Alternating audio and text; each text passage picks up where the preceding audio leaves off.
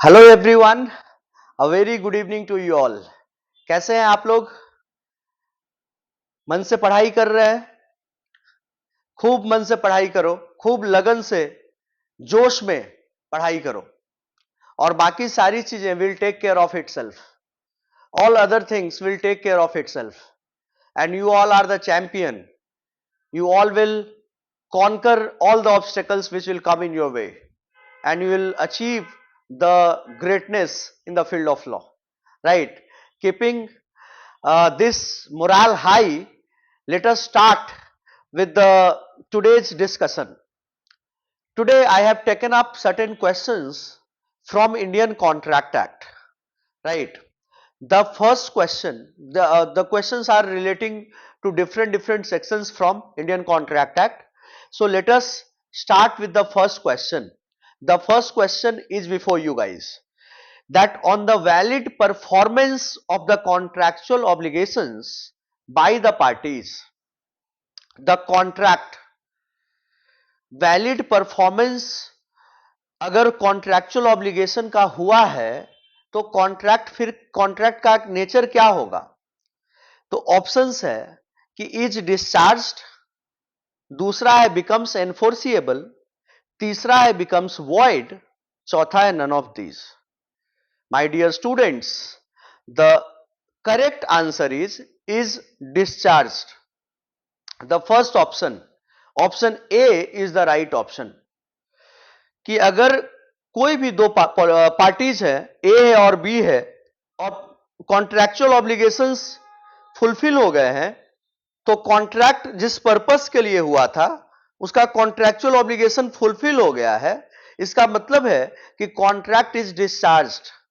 Contract is discharged, तो इसका जो करेक्ट ऑप्शन है वो पहला वाला होगा, that is discharged. The second question for you is before you. The law relating to the payment of damages is based on the leading English case of name the case law.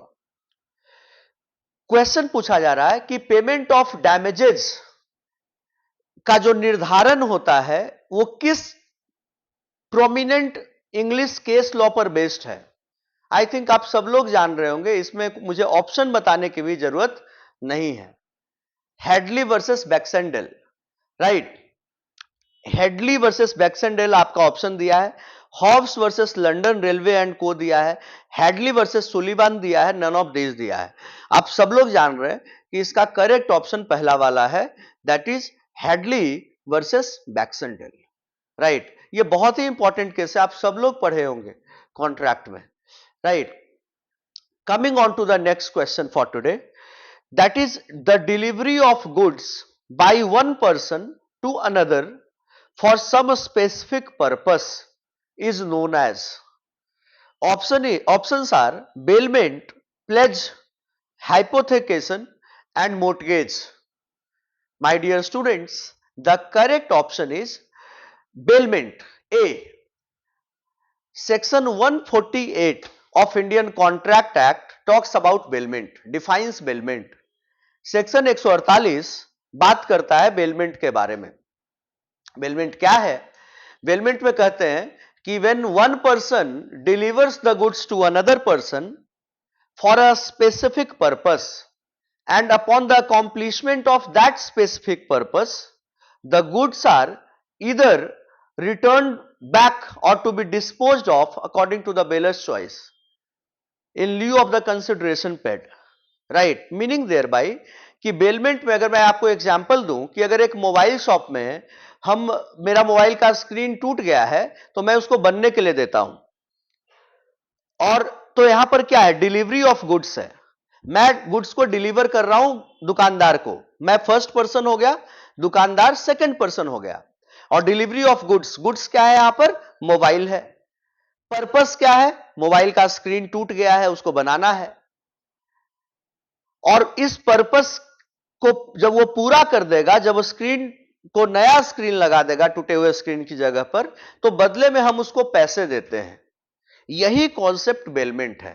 when the goods when good one person delivers the goods to another person for a specific purpose and upon the accomplishment of that specific purpose, the goods are returned back in lieu of the consideration or goods to be disposed of according to the bearer's choice. कोई भी आप, यही mobile shop का ही नहीं, आप mobile टूट गया इसी का एग्जांपल नहीं, कोई मान लो वॉशरमैन है, आपने उसको कपड़े धोने के लिए दिए और कपड़े धोने के बाद वो लौटा देता है आपको और बदले में आप उसको पैसा देते हैं, तो ये क्या है? ये बेलमेंट है।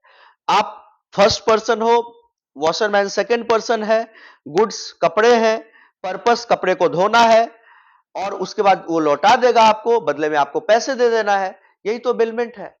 आप कपड़े दे रहे हो तो आप बेलर हो गए, जिसको कपड़ा मिल रहा है वो बेली हो गया, राइट। तो इसका क्लियर आंसर सेक्शन 148 बेलमेंट है, right. Coming on to the next question for you today, that is tort is a special branch of law which originated in which country? Right, America, France, India, England. टॉट जो कि Tatum शब्द से आया है, ये किस ब्रांच, किस कंट्री से, ये लॉ का एक स्पेशल ब्रांच है, ये किस कंट्री से ओरिजिनेट हुआ है? अमेरिका, फ्रांस, इंडिया, इंग्लैंड, कहां से ओरिजिनेट हुआ है? The correct answer is England. The correct answer is England. So guys, we stop over here for today. I hope that you have understood the topics in detail, and as I have told you earlier also, keep working hard, keep toiling. There is no substitute for hard work. You will keep working harder. The day is not far away then. Success will be yours. No one can stop you.